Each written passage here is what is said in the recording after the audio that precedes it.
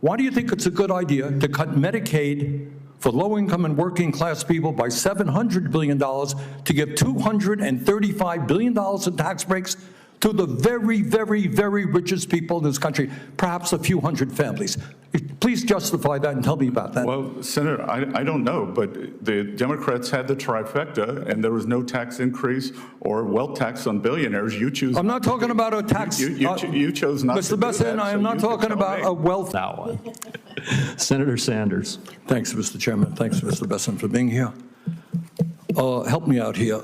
My understanding is the Trump administration has, I think, 13 billionaires in office right now, leading government agencies. Is that about right, do you think? I have no idea, Senator. I think that's what the number is. Do you think it's a coincidence, given the large number of billionaires in the Trump administration, that this particular piece of legislation would provide $235 billion in tax breaks to the top 0.2% by expanding the exemptions in the estate tax? Senator, I will tell you that when the 2017 Tax Cuts and Jobs Act passed, my tax rate went up. Well, I don't know your exact situation, but I can tell you. Tell me about how many people do you think are in the top 0.2%? Sorry? Number of people in the top 0.2% who would benefit from this particular $235 billion tax break? Well, I know the top 10% is right. now paying 7%. That's not the question. The total tax. My question is, why do you think at a time of unprecedented income and wealth inequality, when people like yourself economically have never, ever had it so good, why do you think it's a good idea to cut Medicaid for low-income and working-class people by $700 billion, to give $235 billion in tax breaks to the very, very, very richest people in this country, perhaps a few hundred families?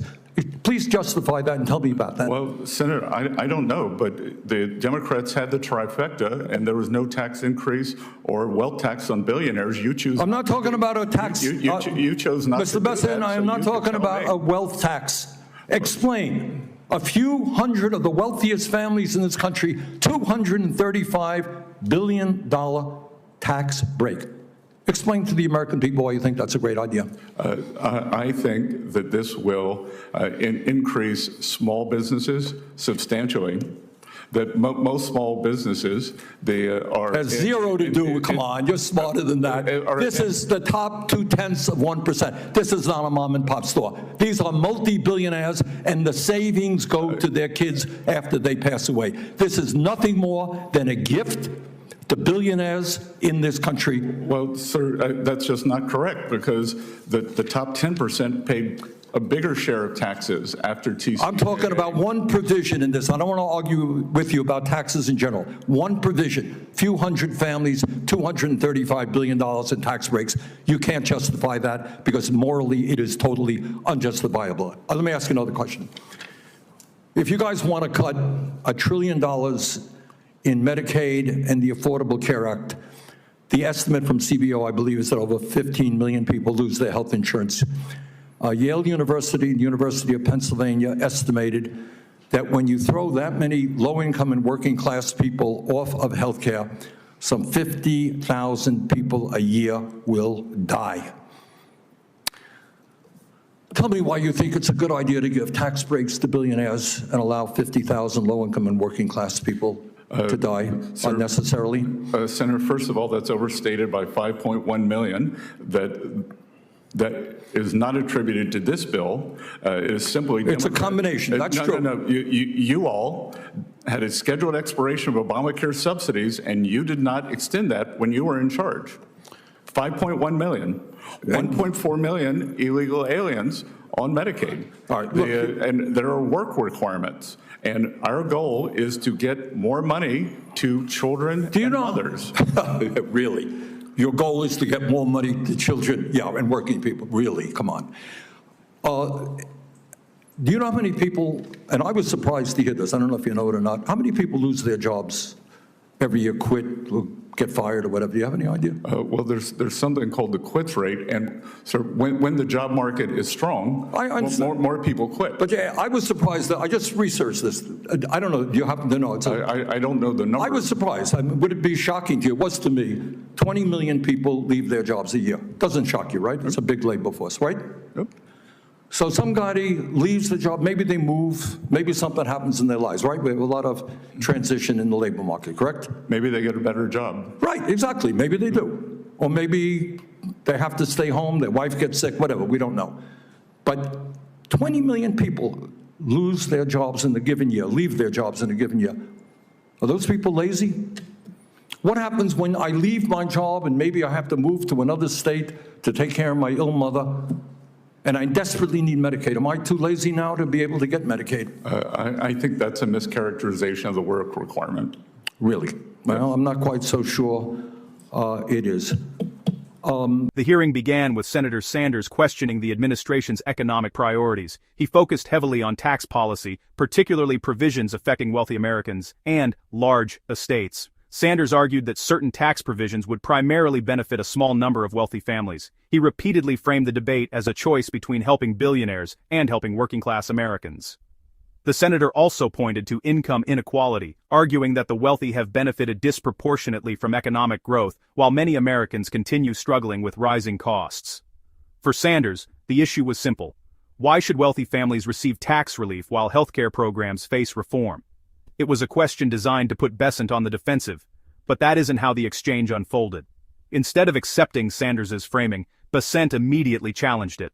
The Treasury Secretary pointed to broader tax trends and argued that discussions about tax policy often ignore how much of the nation's tax burden is already carried by higher-income earners.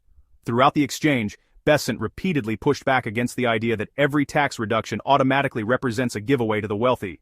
He argued that economic growth, investment, entrepreneurship, and small business expansion are all important factors that critics frequently overlook. What stood out wasn't just his response, it was his composure. While Sanders attempted to drive the conversation toward emotional arguments about billionaires and inequality, Bessent consistently redirected attention toward policy details and economic outcomes. For supporters of the administration, this was a crucial moment. Instead of defending himself, Bessent challenged the assumptions behind the questions themselves. The hearing then shifted toward healthcare. Sanders raised concerns about Medicaid reforms and cited projections suggesting coverage losses under proposed changes. He argued that healthcare reductions could have serious consequences for vulnerable Americans, but Bessent wasn't willing to accept those conclusions at face value. The Treasury Secretary challenged some of the figures being cited and argued that multiple factors were being combined in ways that could create a misleading picture.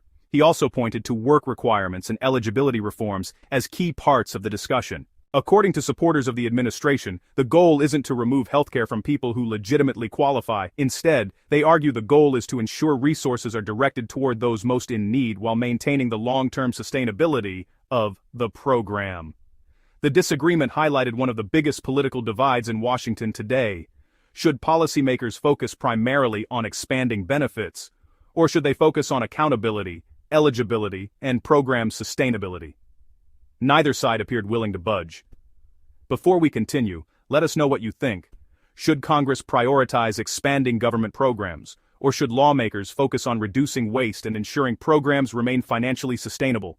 Drop your thoughts in the comments below, and if you enjoy political analysis, congressional showdowns, and the biggest battles happening in Washington, make sure to click the subscribe button, turn on notifications, and join the MAGA News Central community. Now let's get to the most revealing part of the exchange. As Sanders continued pressing concerns about work requirements, job loss, and healthcare access, Bessent argued that the senator was oversimplifying how the proposed policies would actually function. The discussion moved beyond numbers and into a larger philosophical debate. Sanders viewed government assistance as a critical safety net that should remain broadly accessible. Bessent emphasized incentives, workforce participation, and the importance of creating policies that encourage economic independence whenever possible. At several points, it became clear that the two men weren't simply disagreeing on statistics, they were operating from fundamentally different views of government's role in society. For conservatives watching, this was the moment that mattered most. The hearing wasn't really about one tax provision or one healthcare policy. It was about two competing visions for America's future, and Bessent appeared determined to defend the administration's approach every step of the way. The clash between Bernie Sanders and Treasury Secretary Scott Bessent became one of the most intense moments of the hearing. Sanders argued that the administration's policies favor wealthy Americans while placing burdens on working families. Bessent pushed back, arguing that economic growth, fiscal responsibility, and program sustainability are essential for long-term prosperity. Supporters of Sanders saw a senator fighting for healthcare access and economic fairness. Supporters of Bessent saw an administration official refusing to let political talking points go unchallenged. One thing is certain. The debate highlighted just how divided Washington remains on taxes, healthcare, and the role of government. Now we want to hear from you. Who made the stronger case? Did Bernie Sanders raise valid concerns? Or did Scott Bessent successfully challenge the narrative? Share your thoughts in the comments below. If you enjoyed this video, don't forget to like, subscribe, and share. Thanks for watching, and we'll see you next time on MAGA News Central.